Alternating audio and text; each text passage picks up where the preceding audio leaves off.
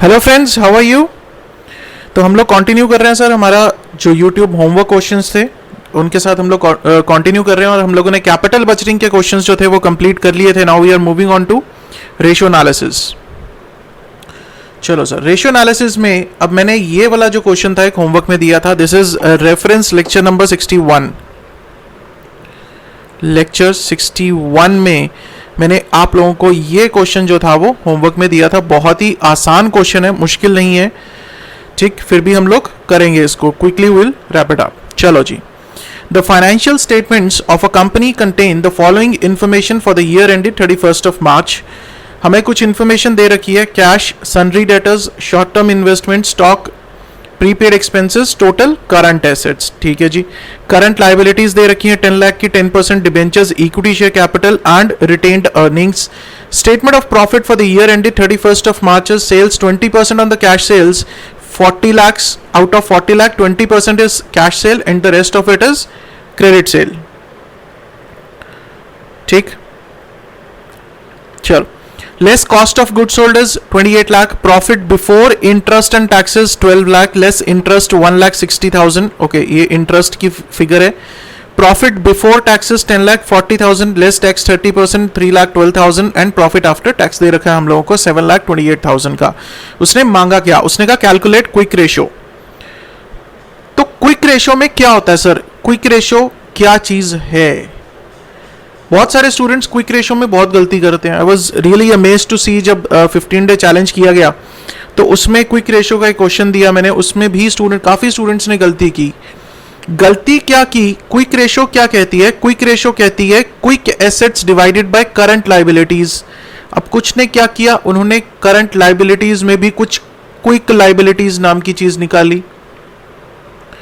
ठीक है, चलो तो फाइंड आउट करें फिर क्विक रेशियो क्या है। चलो सर, सोल्यूशन है हमारे पास और रेफरेंस लेक्चर है हमारे पास, lecture number 61। So the first one is quick ratio. First one is quick ratio. Quick ratio क्या चीज है? क्विक रेशियो क्या चीज है sir? Quick ratio is quick assets, quick assets divided by current liabilities, divided by current liabilities। Quick assets हम लोग किसे बोलते हैं सर? हम लोग बोलते हैं current assets minus inventory, stock जिसे हम बोलते हैं, minus prepaid expenses divided by current liabilities. Logic क्या है इसके पीछे? इसके पीछे सिंपल सा लॉजिक है सर। क्विक एसेट्स कौन से एसेट्स हैं? क्विक एसेट वो एसेट हैं जिनको हम क्विकली कैश में कन्वर्ट कर सकते हैं। अगर हम लोग इन्वेंट्री की बात करें, स्टॉक की बात करें, तो उसको भी कैश में कन्वर्ट करने के लिए कुछ टाइम लगेगा। क्यों? क्योंकि या तो इन्वेंट्री को सेल करेंगे या इन्वेंट्री को कन्वर्ट करेंगे into finished good, finished goods को बेच के हम उसे कैश में कन्वर्ट करेंगे, तो उसको इमीडिएटली हम लोग नहीं कर सकते। प्रीपेड एक्सपेंसेस, प्रीपेड एक्सपेंसेस क्या चीज है सर? वो एक्सपेंस तो हमने कर दिया, उसका बेनिफिट हम अगले आने वाले सालों में उठाने वाले हैं, इसीलिए हम लोग उसे करंट एसेट्स में लेते हैं। ठीक है ना? लेकिन क्या उसे हम लोग कैश में कन्वर्ट कर सकते हैं? नहीं सर। तो क्विक एसेट्स वो एसेट्स हैं जिनको हम लोग क्विकली कैश में कन्वर्ट कर सकते हैं, इसलिए हम लोग इसमें से इन्वेंट्री को माइनस करते हैं और जो कोई प्रीपेड एक्सपेंसेस है उनको रिड्यूस करते हैं। अब आते हैं सर क्वेश्चन पे। क्वेश्चन क्या बोलता है हमारे पास? क्वेश्चन कहता है सर टोटल करंट एसेट्स कितने हैं? 30,50,000 के। इसमें से प्रीपेड एक्सपेंसेस 10,000 के माइनस करेंगे और स्टॉक कितना है? 21,60,000 का, ये भी माइनस करेंगे। करंट लाइबिलिटीज कितनी है सर? 10 लाख की है, ये तो हमें लेनी ही लेनी है।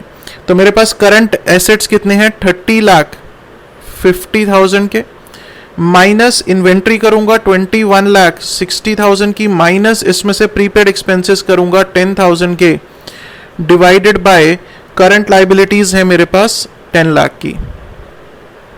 तो मेरे पास सर आंसर आएगा that will be 0.88 times.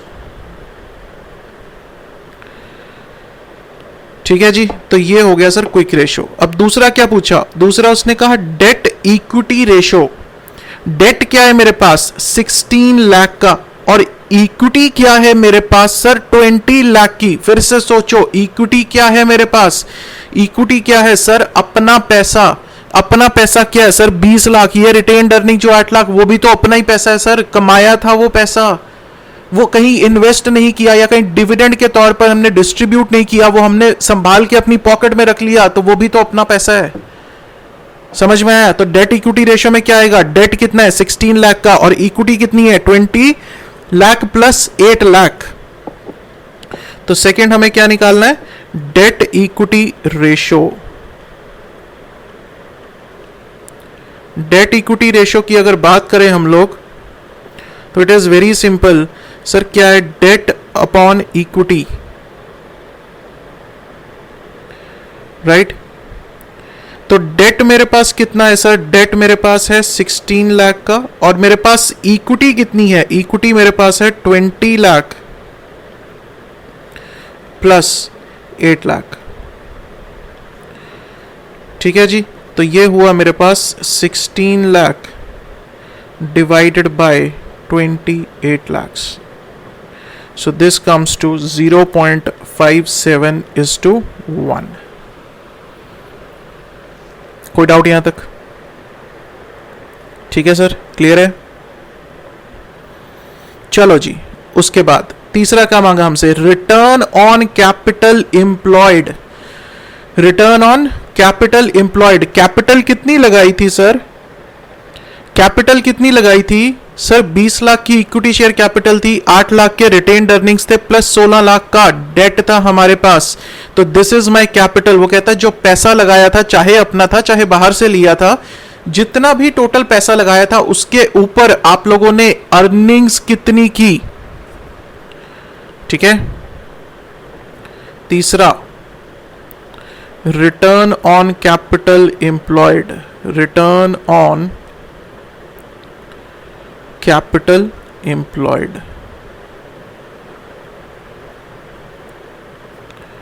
Low sir, return on capital employed क्या आएगा सर, अर्निंग्स कौन सी, EBIT divided by capital employed. Sir capital employed में क्या कुछ आएगा, अगर कैपिटल एम्प्लॉयड की बात करें हम लोग, तो कैपिटल एम्प्लॉयड में मेरे पास इक्विटी भी आएगी, इक्विटी प्लस रिटेन्ड अर्निंग्स, ठीक है जी, प्लस डेट। टोटल जितना पैसा बिजनेस में लगाया था उसको लगा के मैंने कितना पैसा कमाया। तो EBIT मेरे पास कितना है 12 लाख का है, और मेरे पास कैपिटल कितनी होगी मेरे पास सर 28 लाख, जो equity plus retained earnings plus 16 lakh का डेट आएगा मेरे पास। So this comes out to multiplied by 100, multiplied by 100, क्योंकि इसको निकालेंगे हम लोग परसेंटेज में, 27.27%। सर अब इसके ऊपर एक कॉन्ट्राडिक्शन सुनो। क्या सर, क्या इसको हम लोग किसी और फॉर्मूला से भी कर सकते हैं? बिल्कुल कर सकते हैं हम लोग। एक और फॉर्मूला भी दिया गया कि जिसके थ्रू हम लोग ये कर सकते हैं। क्या उसने कहा, EBIT into 1 minus tax rate divided by capital employed into 100, इससे भी कर सकते हो। तो कुछ बुक्स में आफ्टर टैक्स दिया गया, कुछ बुक्स में हम लोगों को बिफोर टैक्स लिया गया, तो दोनों तरह से हम लोग इसे रिटर्न निकाल सकते हैं कि टैक्स देने के बाद। सर इंटरेस्ट की बात क्यों नहीं करते हम लोग यहाँ पे, वाई EBIT के ऊपर टैक्स रेट माइनस किया? सर इंटरेस्ट एक फाइनेंशियल ऑब्लिगेशन है जो हम लोगों को पे करना ही करना है, तो उसको एक बार साइड रख के हम लोग निकालते हैं कि हम लोग कितना पैसा कमा रहे हैं। ठीक है ना, वो तो एक अलग पैसा सर, वो देना ही देना है हमें। ठीक है ना, वो चाहे कुछ भी हो जाए, प्रॉफिट हो जाए, लॉस हो जाए, वो तो देना ही देना है, वो साइड रख दो। उसको छोड़कर हम लोग कितना पैसा कमा रहे हैं हमारे पास। ठीक है, क्लियर है जी। चलो आ जाते हैं सर फोर्थ पे। कुछ और भी मांगा सर हमसे? बिल्कुल। उसने क्या कहा, average collection period assuming 360 days in a year. अब यहां पर ध्यान रखना, अगर आपको क्वेश्चन में ये days, number of days specified हो, जैसे कि यहां पर दिया गया 360, तो यहां पर अपनी मर्जी से 365 नहीं लेना, 360 ही लेंगे। जितना उसने दिया सर उतना ही लेंगे हम लोग। ठीक है, एवरेज कलेक्शन पीरियड किस तरह से निकालेंगे? एवरेज कलेक्शन पीरियड के लिए हम लोग क्या करते हैं सर? एवरेज कलेक्शन पीरियड के लिए हमें चाहिए sir 360 days divided by debtors turnover ratio. चलो जी, उसने क्या मांगा हमसे? उसने कहा average collection period. Average collection period के लिए हम लोग क्या करते हैं sir? 360 days divided by debtors turnover ratio. Debtors turnover ratio निकालते हैं। क्या हमें यहां पर डेटर्स टर्नओवर रेशो दी गई है? नहीं सर। तो हम लोग सबसे पहले क्या निकालेंगे? हम लोग सबसे पहले निकालेंगे debtors turnover ratio. Debtors turnover ratio कैसे निकलती है sir? Credit sales divided by average debtors, यही होगा। क्रेडिट सेल्स कितनी है? ध्यान से क्वेश्चन पढ़ो। उसने क्या कहा? कहता है टोटल सेल्स है 40 लाख की, जिसमें से 20% कैश सेल्स है। तो इसका मतलब क्रेडिट सेल्स होगी 80%। 80% of 40 lakh is the credit sales. Now divided by average debtors. Average debtors, आपको डेटर्स कितने दे रखे हैं सर? आपको डेटर्स कितने दे रखे हैं? डेटर्स सर कहां दे रखे हैं सर? ये दे रखे हैं 4 लाख। लेकिन ये क्लोजिंग डेटर्स है, क्या कहीं पर ओपनिंग डेटर्स की कोई बात की गई? नहीं सर। तो हम लोग यही मानेंगे ओपनिंग कोई डेटर्स नहीं थे, हमारे पास क्लोजिंग डेटर्स ही थे, और यही हम ये मान के चलेंगे कि ये हमें एवरेज डेटर्स ही दे रखे हैं। ठीक है। अब दो तरीके से इसकी इंटरप्रिटेशन हो सकती है। क्या? एक तो ये मानो कि सर ओपनिंग में कोई डेटर्स नहीं थे, ये क्लोजिंग डेटर्स हैं, तो 0 + 4 लाख डिवाइडेड बाय 2 लाख जो है वो आपके एवरेज डेटर्स रहेंगे। ठीक है। This is one interpretation which is absolutely correct, कोई गलत नहीं है इसमें, राइट। अगर आप लोग नोट दे दोगे, assuming the opening debtors to be 0 and 4 lakh be the closing debtors, then 0 + 4 lakh divided by 2 is my average debtors. This is absolutely correct. The second assumption is considering this 4 lakh to be the average debtors given, right? So I'll take the second assumption. I'll take it as 4 lakh here. You can take it as 2 lakh also. That will be absolutely correct. क्योंकि इसके ऊपर कई बार मेरे पास queries आती है कि sir क्या ऐसा कर सकते हैं? कर सकते हैं, कोई गलत नहीं करेगा। This comes out to be 8 times, right?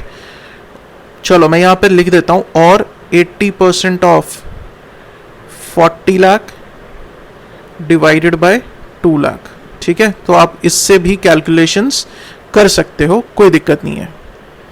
अब डेटर्स टर्नओवर रेशो आ गई, तो अब हम लोग निकाल सकते हैं sir average collection period. Average collection period is equal to 360 divided by 8, so this comes out to 45 days. Clear है? So this is what the question required. यही 4 चीजें चाहिए थी: quick ratio, debt equity ratio, return on capital employed and the average collection period, that is 360 days मान के। ठीक है जी। तो हम लोगों ने ये कर लिया सर। कोई डाउट यहां तक? कर लिया होगा सबने, नोट कर लिया सर साथ साथ? लो एक बार फिर से देख लो। ठीक है जी, क्लियर है? लो सर, तो ये हमारे पास लेक्चर नंबर 61 का एक क्वेश्चन हुआ। लेक्चर नंबर 61 में ही एक और क्वेश्चन मैंने होमवर्क के लिए दिया था, वो हम लोग नेक्स्ट लेक्चर में टेकअप करेंगे। ये क्वेश्चन नंबर 5 है नेक्स्ट क्वेश्चन, ये हम लोग नेक्स्ट लेक्चर में टेकअप करेंगे। Right, so that's all for this lecture friends, thank you so much.